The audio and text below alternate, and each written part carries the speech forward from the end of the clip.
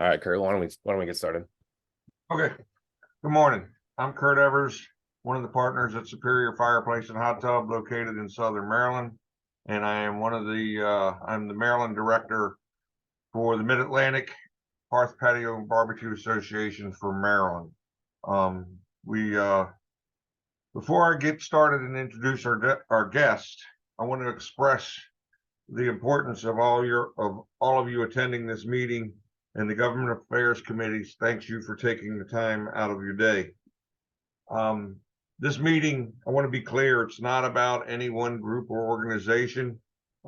This is much bigger than any of us. This is about anyone who produces, distributes, and uses fossil fuels in their daily life, work, manufacturing, cooking, and heating. With the recent release of the Maryland Climate Change Commission final report and the University of Maryland Pathways final report, our industry and trades are under attack. The state of Maryland is planning on taking away our rights of burning and using fossil fuels. We want to get the end users involved and make them aware. This is not going to happen today. It's not going to happen tomorrow, but it's going to happen sometime in the future. This is why we must start getting the word out now. We got to tell our workers, friends, family, and again, the end users. The MAPA GA committee feels that this is the best way for us to combat this. Is through the constituents. We must be ready. We must be ready for action alerts from the industry insiders so that we can call lawmakers and help further get the word out. When you can take a look at smartheatmaryland.com. There's information in there about this that we've put together. There's documents, leave behind brochures, and a place to register to where you can get action alerts as industry insiders feel the need that we should reach out to the lawmakers. So with that, I'd like to introduce our panelists. First is going to be Mike O'Halloran, Vice President, Mid-Atlantic Petroleum Distributors Association. Mike also served as Chief of Staff for 7 years in the Assembly. Mike will work on covering the state of Maryland's outlook today. Then there's Ryan Carroll, Vice President of Government Affairs, Hearth Patio Barbecue and Association, and Ryan will give us a brief on the national outlook. Jonathan Williams, the Executive Director for Mid-Atlantic Hearth Patio and Barbecue Association and for the Mid-Atlantic Petroleum Gas Association, MAPCA. Corey Krill, Manager State Energy Policy with the HPVA. And then final and last but not least, is going to be Andrew Hassick, Government Affairs Manager, Hearth and Home Technologies. Andrew's going to cover what the manufacturers are doing and what his role is, and then I'm going to back up one. Corey's going to cover the states, and Corey's been real active on what all the states are doing as far as trying to combat electrification. For the meeting, if you have any questions, you can go to the Q&A box and type that in, or you can reach out to jonathan.williams@easterassociates.com, and he will filter the emails out to everybody, to the panelists on the board, or admin.mappa.org.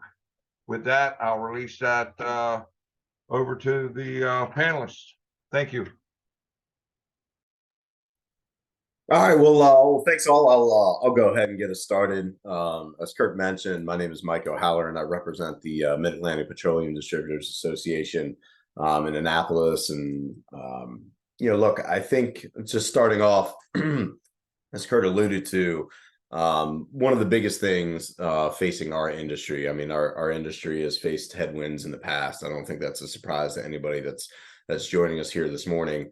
Certainly the pressure has stepped up in the past few years, certainly going back to 2022 with the passage of the Climate Solutions Now Act, which, our industries worked, very, very hard in a collective manner, not just amongst ourselves, but with all other stakeholders to push back on some of the more egregious things, namely an outright ban on the use of fossil fuels for thermal applications, But it wasn't just us, as I mentioned, it was stakeholders.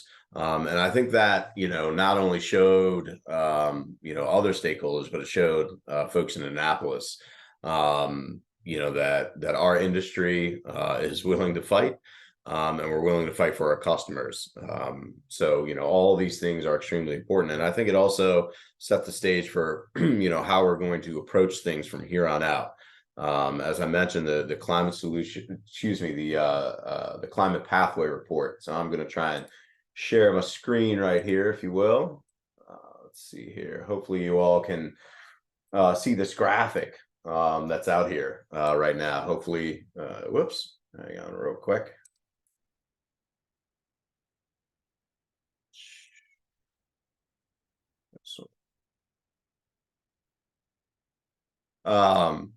As you can see, the Maryland Department of the Environment laid out a whole host of different, what they're calling mitigation strategies on how to reduce greenhouse gas emissions here in Maryland.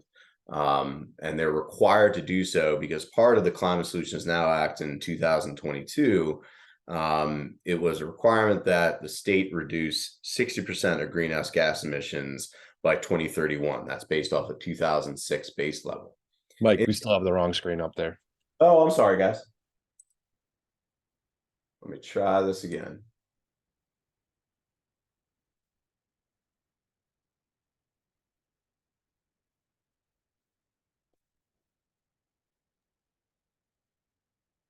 The document you were going for did flash up initially. So Oh, it did. All right. Sorry, guys. Bear with me.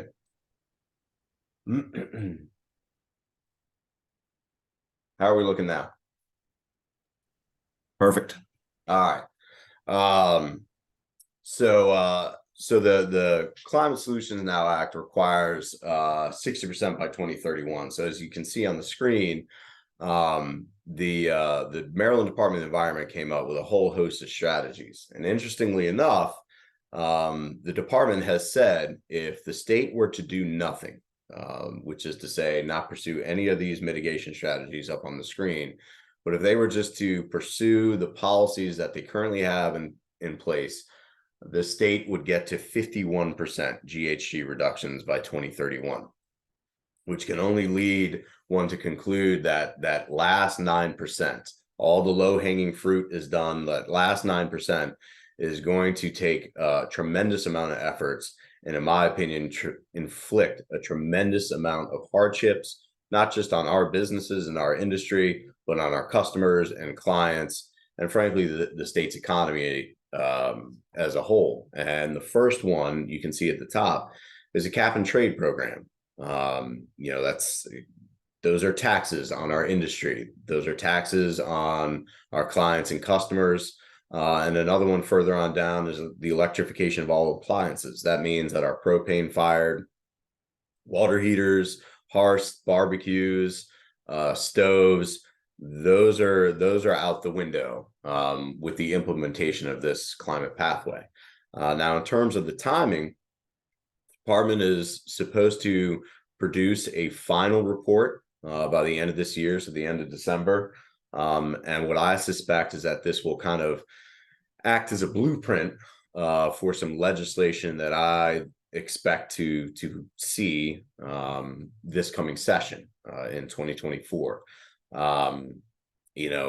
I think, as you'll hear from the other speakers, the point of today's webinar is to make sure that all of you, everybody at your companies, at your businesses, even your competitors, A, they're all aware of this, and B, they're ready for when, Jonathan and Kurt and Corey and Ryan put out the call for you to come to Annapolis to reach out to legislators, you're ready. Because as I said, we do expect some sort of legislation, whether it has all of these mitigation strategies tied up in one piece of legislation, or it's various bills, 3-4 bills, all doing different things. The point is, whether it's this year or even in 2025, these issues will keep on coming back. As I said at the outset, our industry is not a stranger to these headwinds. We've done battle before, and we'll continue to be ready to take this on. So with that, I'll turn it on to our next one. I can stop sharing our screen.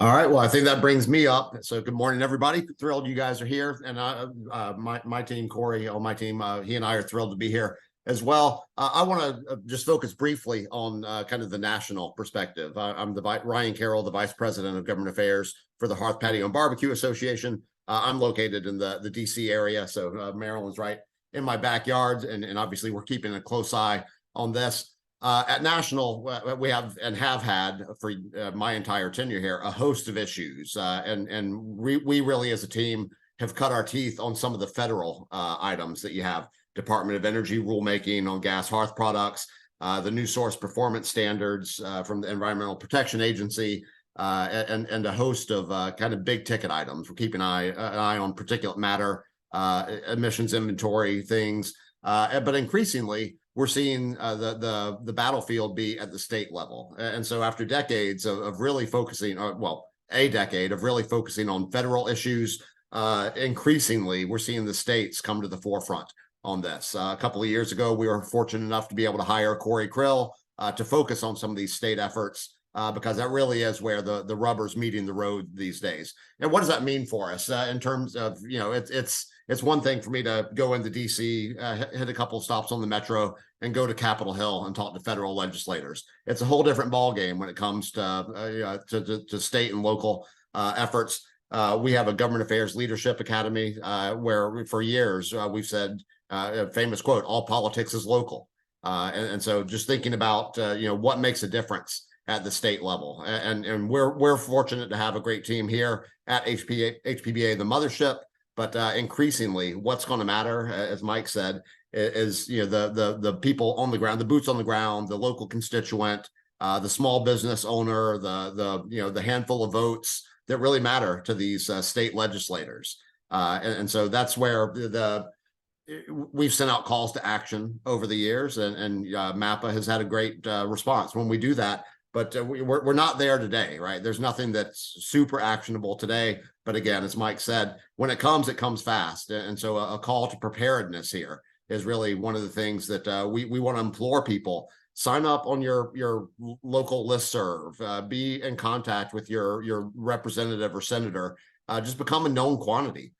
Because the only thing that's going to have any difference here, well, not the only thing, but the primary thing that's going to have is going to be able to make a difference here is hearing from the constituents, hearing from the voters in Maryland, go to council hearings, take part in comments, reach out to your state legislator, and be engaged with Jonathan and the group at MAPA. Make sure that when you become a member, if you're not, get signed up for the distribution list. And importantly and urgently, when a call to action comes out, it's time to act. That's we've seen this play out in state after state after state, and it's not something that Corey as a one-person state affairs or Andrew with all his gumption and go get it go get itiveness.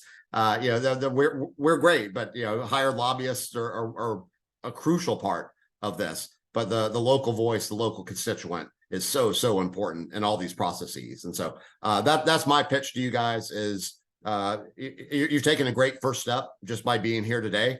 You show that you're committed, you show that you're interested, and you're following through on that is crucial to us. So when you hear from me, you hear from Corey, you hear from Mike, you hear from Jonathan, Kurt, anybody that reaches out to you, we really do implore you to act when that time comes, and it's coming, right? By this time next month, things may have changed significantly, or certainly in the early months of 2024. There's going to be action, and there's going to be a lot of it. And so we thank you guys for your time. And Kurt, with that, I'll let you decide who you want to bring up next.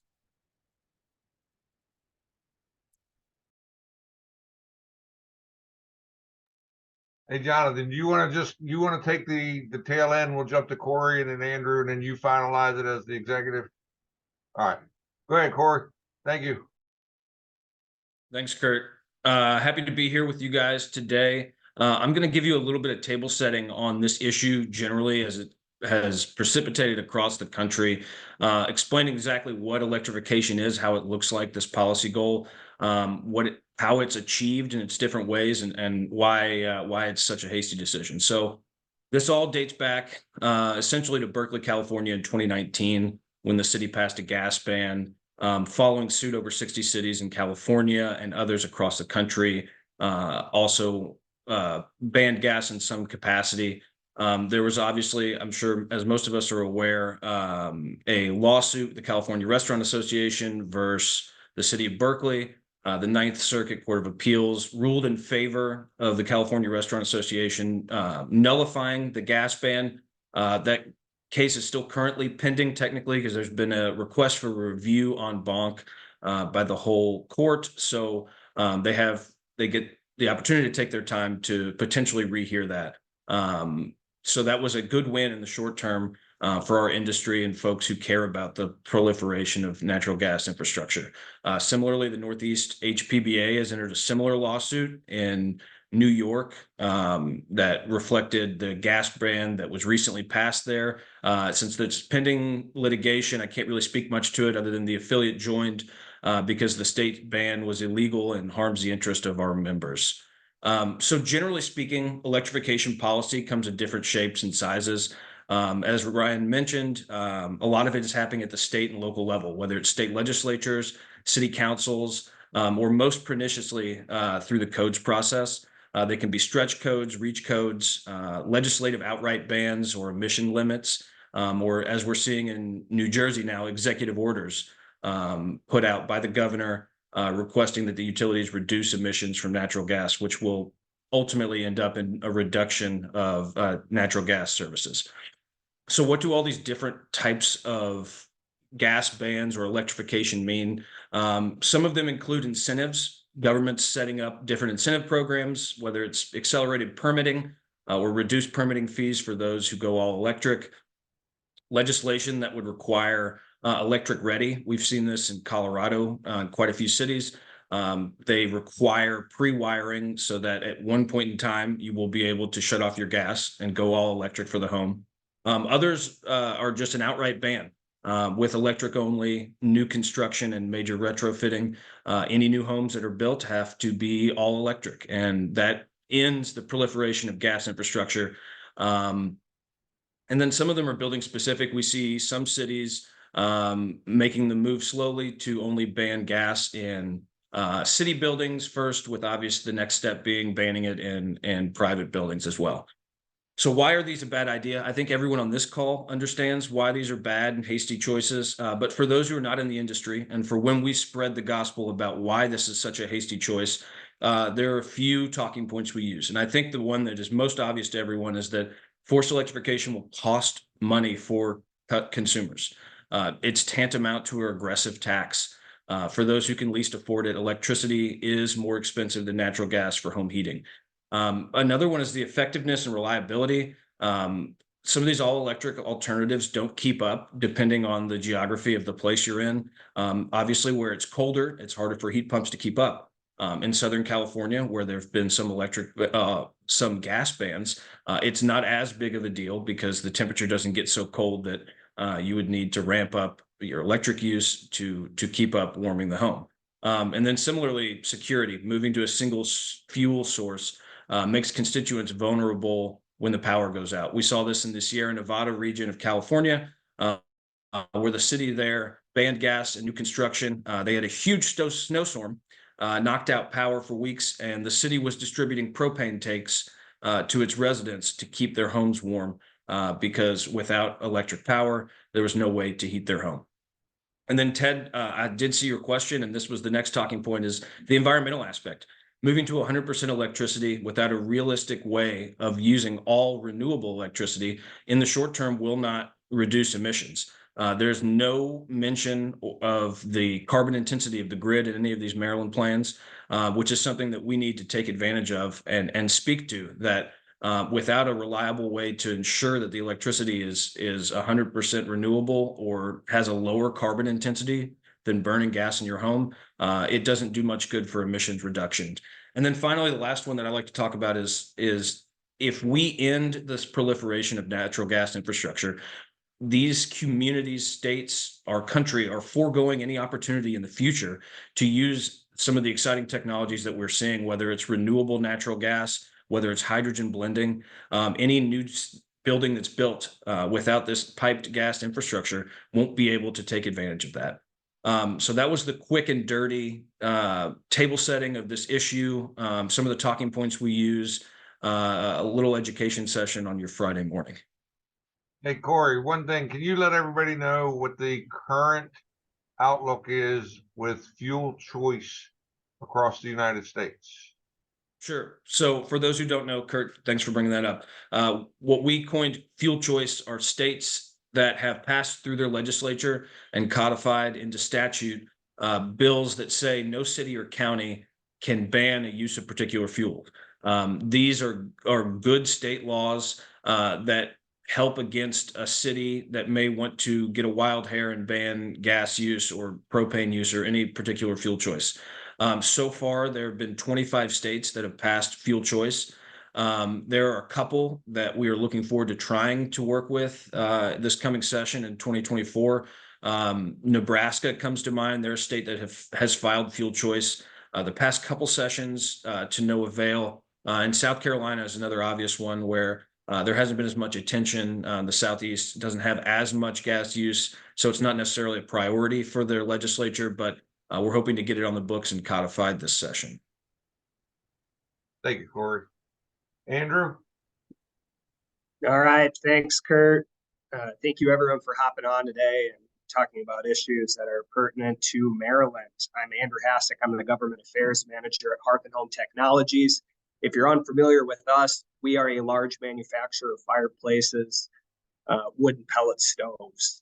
So government policy and regulation, like what you're hearing about today, that Corey's talked about in other states, creates the playing field in which our company operates. And that's true both on the front end and on the back end. So the front end, I'm talking about federal agencies that promulgate regulations that our products must adhere to. And on the back end, I'm talking more about what you're seeing in Maryland, where it affects where certain products could be sold.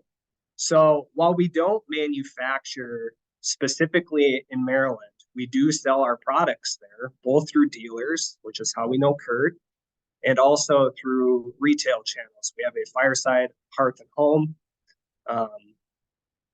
shop, and that's in Elk Ridge.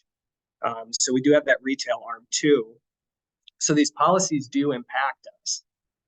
Generally, where we don't have a manufacturing presence, we really rely on our dealers, on our employees, on allied associations like folks that we have on this call to help us impact that change. Certainly, we can help drive them and support them, and we'll continue to do that. But our appliances are extremely popular with consumers. So it's also important to make sure that they're at the table with these discussions and that their input can be leveraged when reaching out to elected officials. So I think, certainly we have some pause and some concerns with the graphic that might show at the outset that talks about electrifying all appliances. Corey outlined a lot of good reasons why that's not a good idea. But I also think at the same time, this represents an opportunity to get in front of policymakers and to talk more about our industry, period. So I think it's a great educational moment. Whether, if you're involved in the hearth business and you're on this call, great. But if you're involved in another industry, why don't you invite a policymaker to come out and see what you do, to learn more, to see that firsthand aspect, to create that relationship so that when these things do happen or that these pieces of legislation are introduced, you're able to help impact them. They know you're a friendly face. They know that you want to be a part of the solution. And there's actually a lot of good and interesting things that policymakers don't know about, whether it's fireplaces, whether it's about wood or pellet stoves. Fireplaces, if used correctly as part of zone heating, can help reduce energy use. That's stated on the Department of Energy's website as recently as the last couple of years.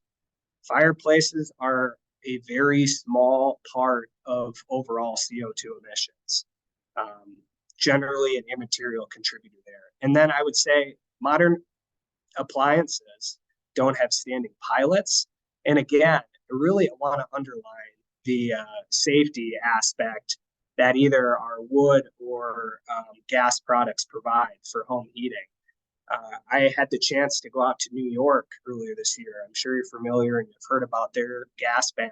We had a conversation with the state senator who was from Buffalo. If you recall, Buffalo had that huge winter storm last year, right around Christmas, where people were stranded without power for days. And we heard a couple stories from this lawmakers, hearing from constituents that they were using fireplaces to keep warm. So I think that's an incredible argument. It will continue to be the case.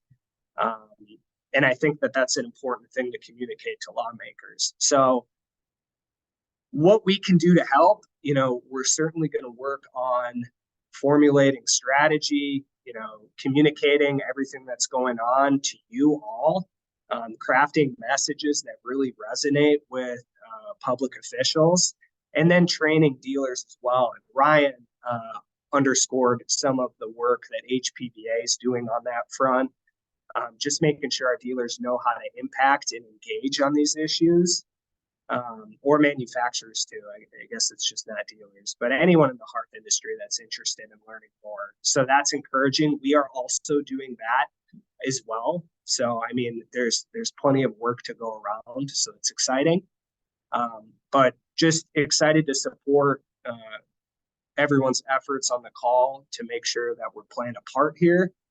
Do want to thank Kurt though, because he really put the climate pathway on my radar back 5-6 months ago. So he's done a great job of advocating for the hearth industry, but really encouraging folks overall to reach out to public officials and to let them know that you're here, at the outset, so that when you need to make a request, you need to request that they either support or oppose legislation regarding our industry. They know who you are. So happy to take some questions later on, or certainly be a resource to everyone on the call after it concludes too, and I can make sure that my contact information is communicated. So thank you.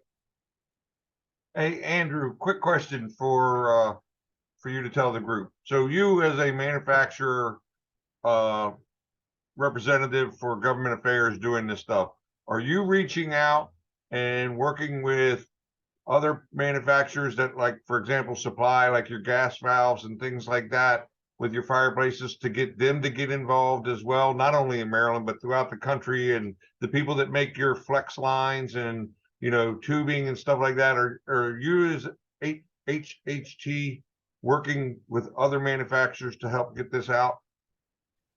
Kurt, we've begun to do that, but I think there's still a lot of work to do.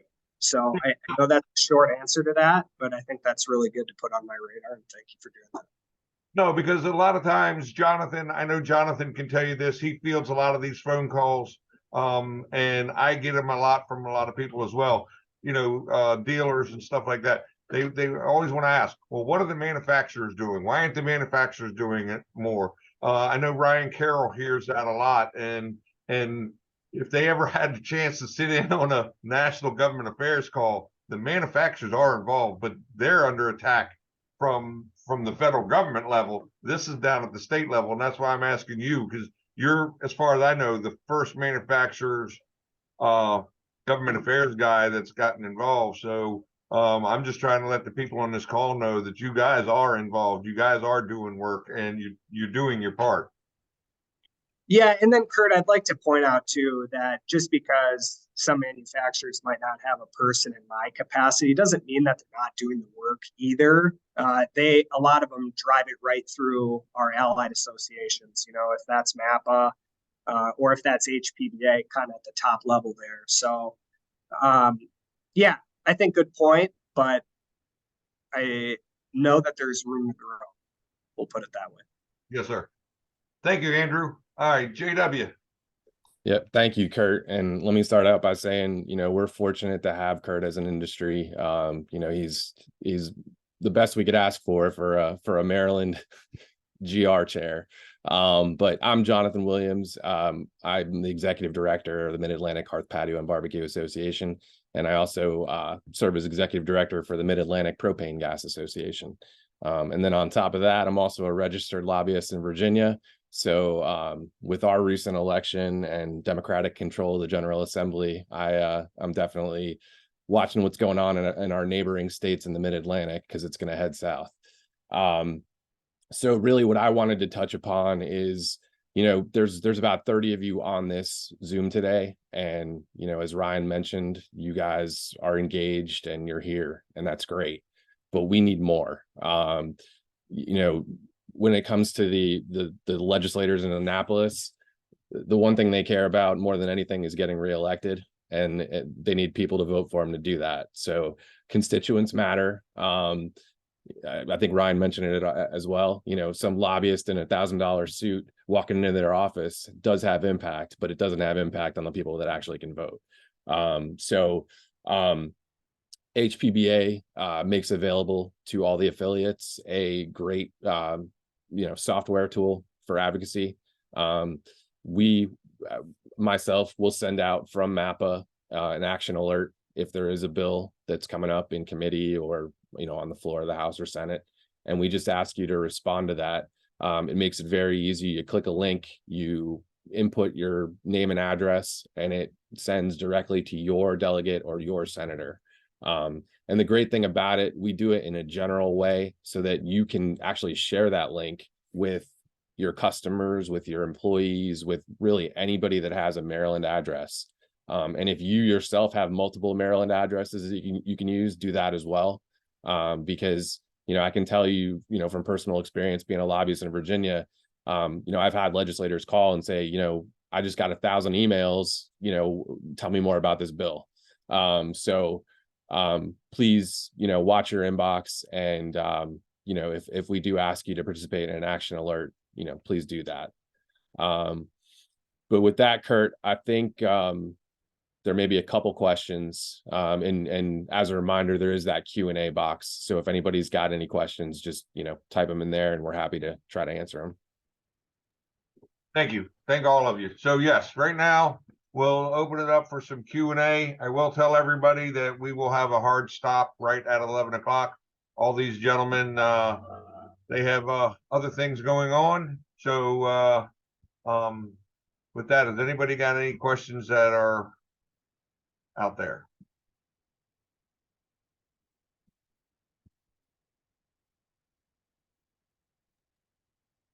We can also, if we want to make it easier, we've got a small enough group, but if you want to raise your hand, I can allow you to talk. So it looks like Loretta has raised her hand. I'm actually going to click the allow to talk, and Loretta, you can ask your question if you want. Thanks very much. I'm just wondering where this puts the wood and pellet burning that will probably get a real strong reaction if gas goes away. And I'm wondering, what the thoughts are there. I know that there's an entire legislative movement for wood burning and pellet burning, but I'm just wondering if the government is considering that will be an alternative, and there will be more particulates in the air than from gas.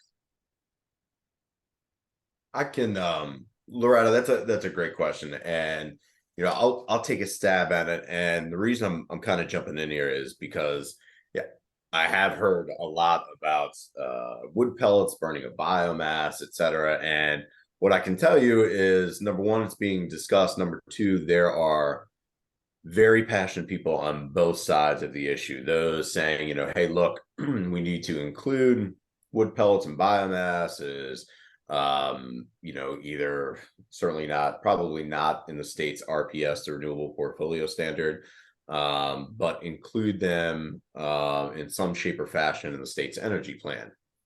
However big a chunk of that, to be determined. And then there are other folks, which, to be certain, at first it was no fossil fuels.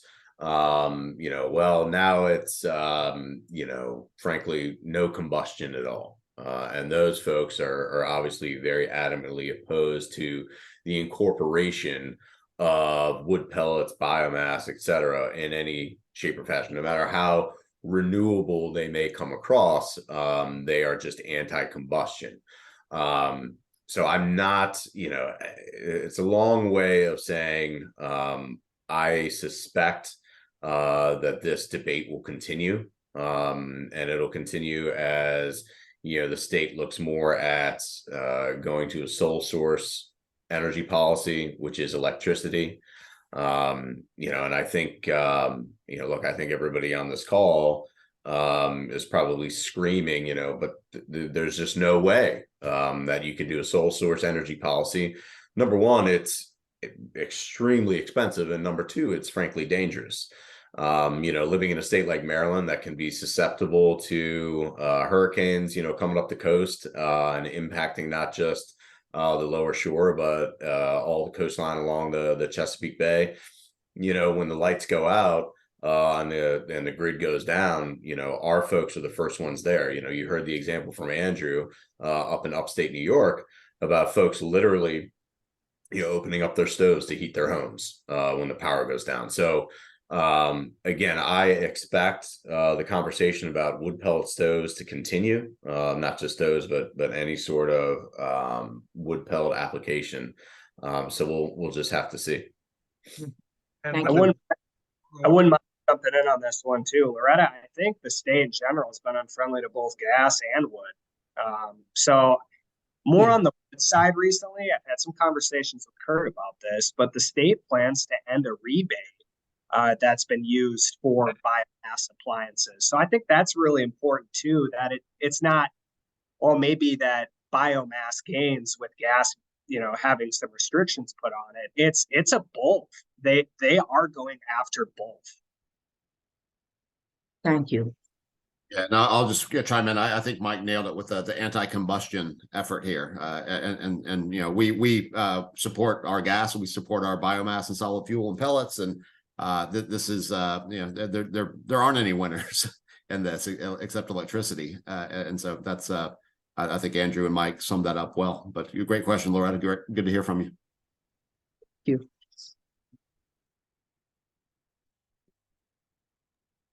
anybody else with questions?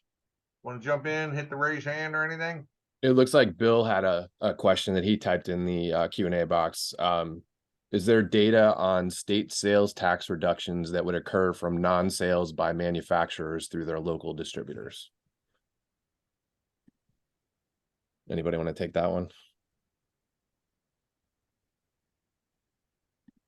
It'd be a powerful thing to have. I don't know how easy it is to get a handle on that, but Jonathan, that's something that we at National we'd be happy to talk to you about if there's a way to reach out and estimate effect on sales. But it's that would be a telling figure, I think, but not something that we have in our back pocket right now. So the state grant that Andrew was talking about, which actually ends today, is the last day that you have to file. So we at Superior have enjoyed this for like the last 5.5, 6 years. The state had if you put in a pellet stove, you could qualify for a $700 rebate, not a credit. The state, after it's all inspected and all done, the state would send you $700, and then on wood it was $500, and that ends actually today. I actually sent Jonathan and Corey and Andrew a response back that I got from the public information officer at the state about it, and I don't know that it's going to, I doubt that it's going to come back around. They're claiming that it's budgetary and not a lot of people used it, but I can tell you Superior used it quite a bit. So, And I'm going to let Bill talk. He looks like he's got a follow-up. And then Robert will be next. Bill? Thank you. Yes, I think one of the issues the back issues we do need to deal with is the state sales tax, because in listening to the manufacturers, we're going to have a reduction in their sales. That means the state's going to lose sales tax money. So how are the states, and I think this is a good legislative question, if you're going to lose $22 million from getting the data that we would need from the manufacturers, how is that money going to be made up within the state? Or is it $150 million in state sales tax? That gives us another angle, not just one angle, but it gives us another angle that's financially motivating for legislators to be aware of. I think the second thing we also need to be aware of is these consumer utility boards. Because if you go all electric and the consumer utility boards, for instance, I will use Illinois as an example, never seems to drop the utilities requests for increases. They always seem to approve them. So if you're all electric, is electric going to dominate these citizen utility boards to the point that electric bills are going to go sky high for people in those states? So I think those are two things we should be also looking at, because it's the back end of this that legislators would be very concerned about. Thank you. Anybody want to answer that? Or Mike, would you want to just touch base about what the state's talking about with their tax on natural gas users? Yeah, I mean, well, look, I mean, well, I certainly don't represent the utilities. I know they're very concerned. Even, you know, one of the larger ones in Maryland, BGE, which, you know, by their very name, they have gas supply and electricity supply, and they're extremely worried about it. Because frankly, they have been spending a lot of ratepayer dollars boosting their infrastructure, their gas infrastructure, and they do that through a surcharge on their customers'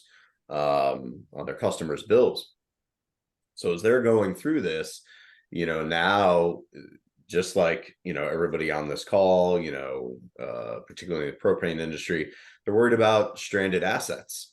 And, you know, particularly if they need to, you know, if they're looking to expand their company, you know, going to a bank trying to take out a loan, you know, a bank is going to look at that. They're probably going to hear about these policies that Annapolis is doing. They're saying, you know, look, we can't do it for you because we don't want stranded assets ourselves. You know, as far as the sales tax question, I think it's an interesting one. You know, I think that may be something where, you know, your industry working with your distributor network, your manufacturing network, can kind of get a better idea of how much of your products are coming into Maryland. You know, I think that can be a very compelling, but also equally as important is just the net benefit, the net economic benefit that your industry, you know, the net economic benefit that the industry has here in Maryland. You know, we're talking about jobs, we're talking about businesses and clients, all that good stuff.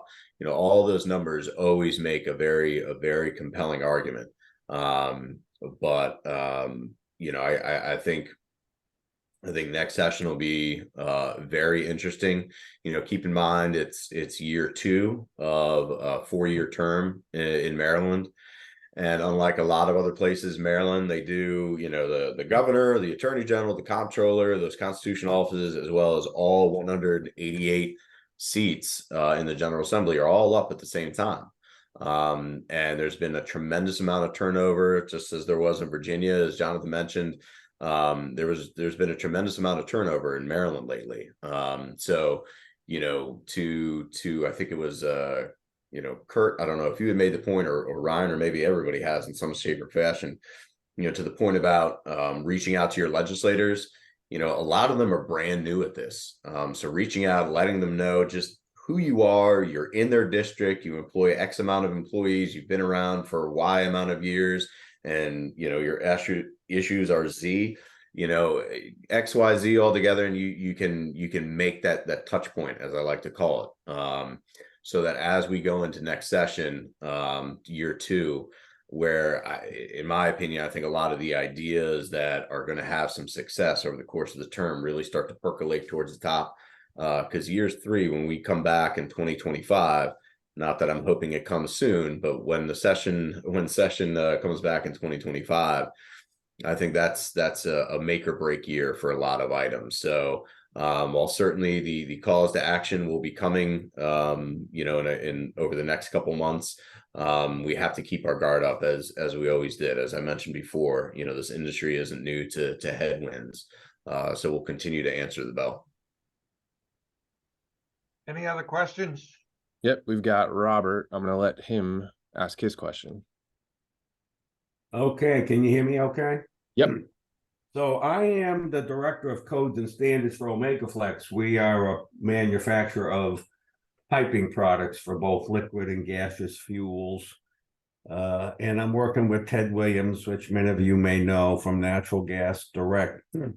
But it occurs to me, in Maryland, it's somewhat facing the same problem that we're facing in California. I've been working actively with lobbyists in California to present the alternative. So if all electrification is plan A, we really need to develop a better plan B approach and make a pathway to a lower carbon future, not a zero carbon future. And I think the situation now in Maryland is that we all understand what plan A is and they want to electrify everything, but I don't think we've given them the alternative plan. Typically, we just say, well, we should continue to use fuel gas, whether it's natural or propane. And the right answer is no. We need to be more responsible about how we use fuel gas. And so we offer plan B as the more pragmatic, achievable alternative to a lower carbon future. And that pathway would include things not necessarily in total, but individually switching to high efficiency gas appliances, improving the thermal envelope, addressing fugitive gas, both inside the house and outside. Fuel blending, be it DME with propane or renewable natural gas or hydrogen, and load management, which is somewhat of a foreign concept when we talk about gas, but not electricity. So Omegaflex has been proposing this plan B out in California, where again, the state has not legislatively passed any true gas bans. It's being done at the city level, as was mentioned earlier with the city of Berkeley and others. And it's still time to, I think this next year, 2024, is to present this plan B alternative. Now we Omegaflex have developed the plan B approach, and I'd be glad to share that with this group. Set up a working group to try and flesh out what plan B would be for Maryland. But I think you sell a lot better in keeping the fuel gas option open when you also are respectful of the concern for climate crisis and climate change. So we're all going to say, yeah, we want to save the planet, but we can do it more responsibly, more pragmatically, and certainly for less cost and disruption to the state of Maryland and its citizens using a plan B approach than the plan A approach. So I'll stop with that. It's not a question as much as a statement, but that certainly Omegaflex stands ready to share and work with the state of Maryland to help promote a plan B approach. Robert, that's a really good point. And I like what you said when you mentioned making a Maryland approach, because as Ryan mentioned earlier, all politics is local, and what necessarily would be music to the ears for legislators and regulators in California is different than what it may be in Kentucky or Maryland or other states we work in. So coming up with a state-specific approach is a great idea. And I don't want anyone on this call to get confused. We obviously want to reduce emissions, and we want to be able to use some of these technologies of the future, whether, like you mentioned, the renewable natural gas or hydrogen blending. As an industry, we've done very good in advancing every step of the way when there's a new standards that are put forward for our products. And the hearth industry has been resilient over the years, updating and fighting to make our products safer and more efficient. So I'm not necessarily sure it's an either or. Parts of what you're saying make perfect sense and are things that we're already doing, maybe not explicitly labeling it as a plan B, but certainly great ideas and things that we can definitely beef up moving forward. Yeah, and if I could just piggyback on that, and Bob, I don't know if you remember me, but a bit of a blast from the past. I used to be with the AHRI many years ago, so it's good to see your name. I do, yeah. Mike. So yeah. Good to hear from you, Bob. But you're absolutely right, and that's one of the things, again, why it's so crucial to have those relationships with your legislators. Because certainly one thing I do, speaking for the industry, is talking about some of these things, some of the investments that our industry are making to lower our carbon footprint, to improve our efficiency. And it's not just within the industry. I mean, I think you might have even mentioned it.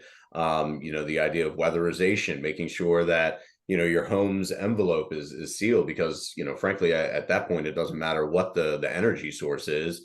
If you have shoddy windows or doors, whether it's a heat pump or a propane fired furnace, the heat's just going to go right out the door in the dead of winter, right out the window, and you're going to have to make your equipment less efficient because you're going to be using more of it.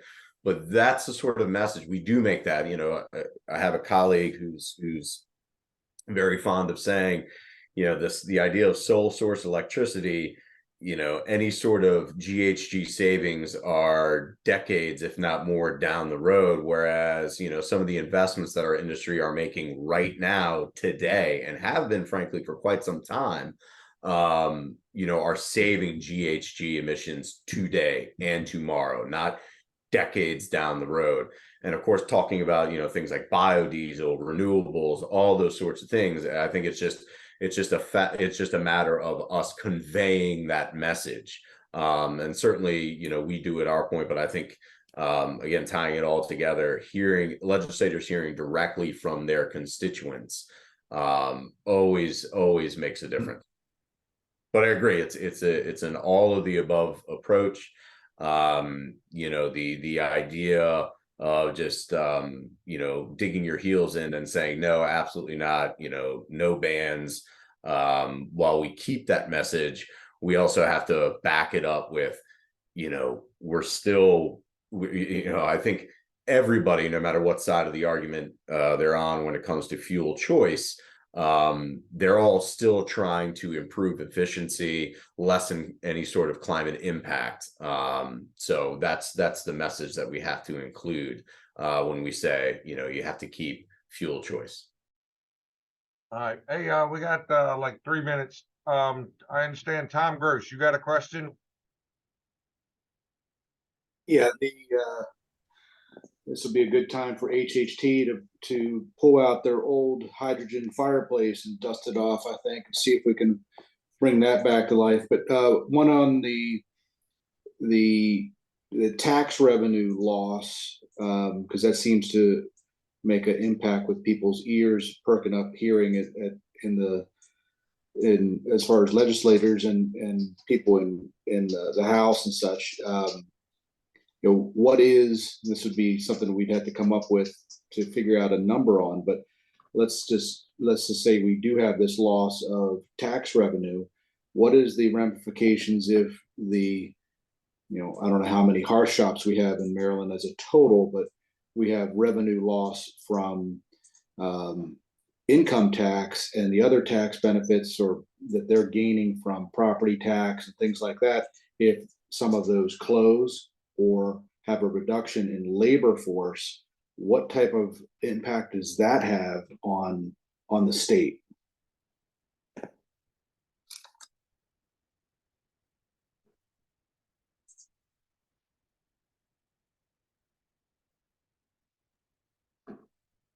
Yeah, I think whenever the government makes a policy, there's externalities that maybe aren't completely fleshed out and considered.